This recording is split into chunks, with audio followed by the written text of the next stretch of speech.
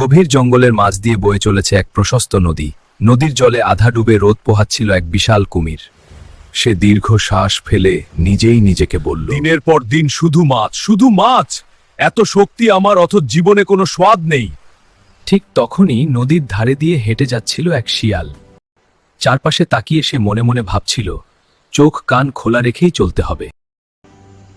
শিয়ালকে দেখে কুমির চোখ সরু করে বলেন, ওহে শিয়াল, একটু শোনো তো।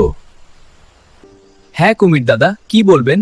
নদীর ভেতর থেকেই বলুন, কাছে আসতে ভয় লাগে। ভয় পাওয়ার কি আছে? আমি তো তোমার বন্ধু। জানো নদীর ওপারে কত সুন্দর ফলের বাগান আছে। আপনি এত ভালো কথা কবে থেকে বলছেন? এর পেছনে নিশ্চয়ই কিছু আছে।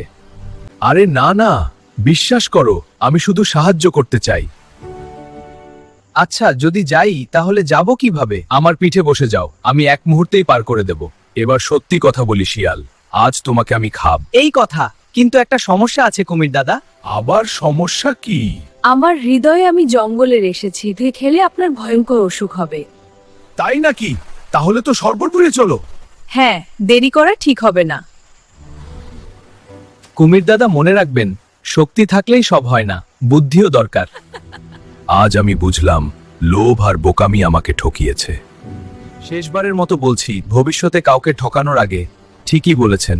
আজ থেকে আমি বদলানোর চেষ্টা করব।